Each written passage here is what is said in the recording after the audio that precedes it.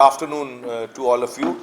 Uh, I am Dr. Prabal Neogi. I am the President of the Association of Surgeons of India for 2024. As part of our mission 2024, we have embarked upon some important services not only to surgeons but to society at large. Our social service program is basically showing very good results.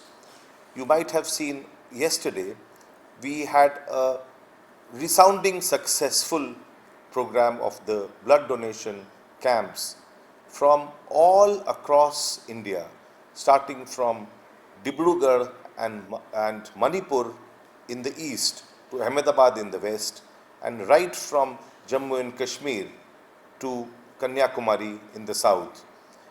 Every state, every city branch was involved in this activity to donate blood and to promote donation of blood. This is not only important from the view that we need blood.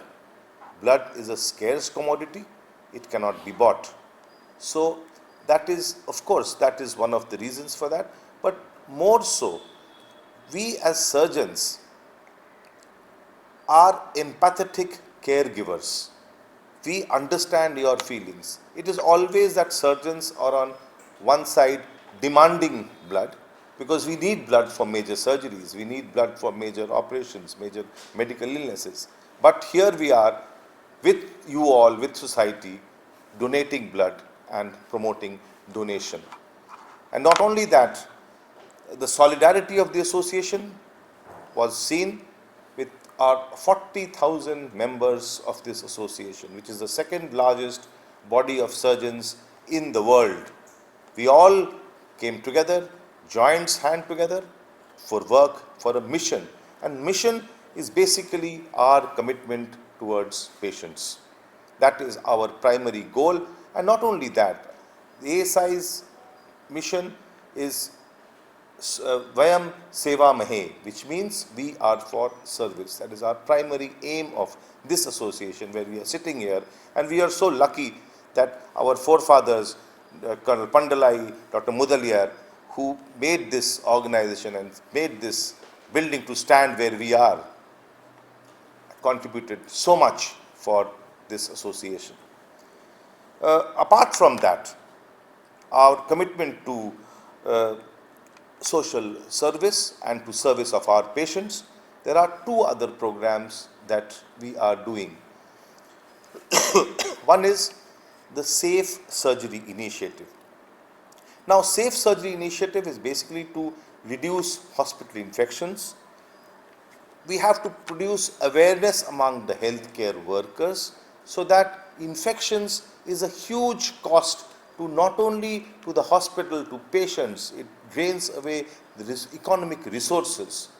So we have to reduce these hospital infections, and how we do it? By simple things of proper hand washing, proper hand hygiene, simple sterilization things in the operation theatre, in the wards, health hygienes of staff nurses, of paramedical staff, which is of primary importance, and we will be working on that, and we are in fact making a module out of it so that we put it to the public and to our surgeon friends all across the country. The other thing that is very important is to reducing complications in surgery. There are certain never events that are there in surgery. We call them never events, like operating on the wrong patient, operating on the wrong side, you might have heard, leaving sponges behind. So that is a strict protocol, the checklist is there. If you follow that checklist, which was first given by the WHO, the World Health Organization, if you follow that, you will minimize infections. It is not that complications such like these liver events do not happen, only happen in our country. It happens everywhere in the world, but they are reduced to the minimal if you follow these checklists, checkpoints. The other important thing that we are here today, what our Tamil Nadu state chapter has done is a very important thing is about standardization of services. Now, standardization of services is we need a minimum quality standards what we have, like you all must have heard about the ISI mark. In our setup, in our medical field, we have certain standards which have to be followed, and that is given by the NABH, National Accreditation Board for Hospitals. Now, they have set a few standards or benchmarks which are applicable for small hospitals, for big hospitals, and for corporates.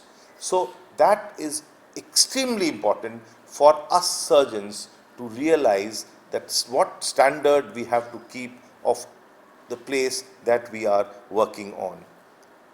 And I sincerely thank the team of the Tamil Nadu team led by our Director Social Service, Dr. Maruthu Pandyam, and Dr. Balamurgan, who is in the country lead for this program of standardization and accreditation, and the Tamil Nadu state chapter with its chairman, secretary, who have helped us start this program and accredit this hospital.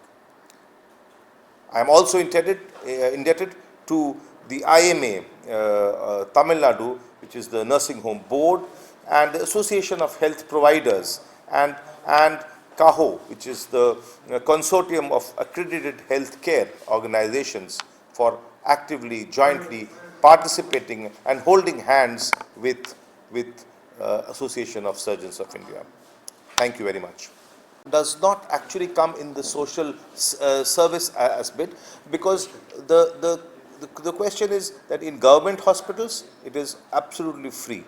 Obviously it is free, but for private hospitals, their government is now already started work on putting a bar on the expenses or on the thing. In fact, all nursing homes now have to display their rate lists outside the hospital at the reception, so that people know what they are heading for, how much they have to pay, what is the extent, so that they are ready to it.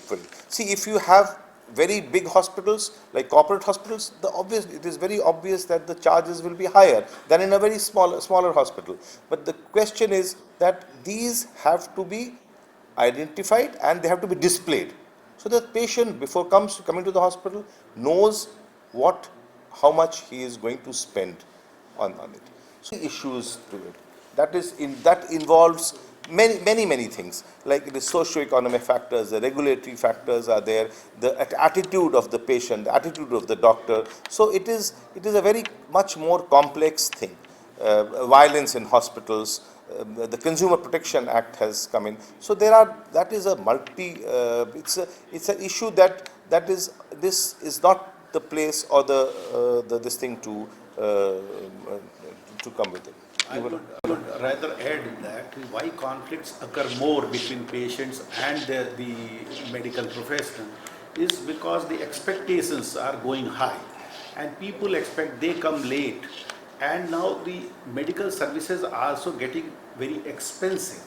Actually, it is really irony that the health is for all, and where government fails to provide that educate reasonable health to all, they are bound to go to private setup. Private setup, nothing comes free. See, there is no government subsidy on that. So everything has to be paid, from a cotton bandage to a syringe or anything. People don't expect, and here in our country where the health issues, especially distribution of healthcare system, is unequal. See, urban areas have got more facilities, doctors. With the periphery, there is no doctor.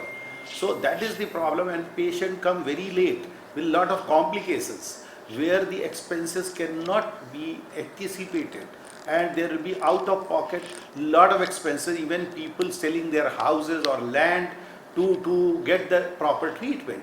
That is the irony, and where I think IMA and other Association of Surgeons of India, we are having a lot of social services camp, free camps being organized, free surgery being organized. But that is not enough, because see, the demand is very high. Demand is very high, and here private sector is, I think, contributing to about 70% of the healthcare needs, which is on payment. See, as President has pointed out, there is a difference between small hospitals and corporate hospitals.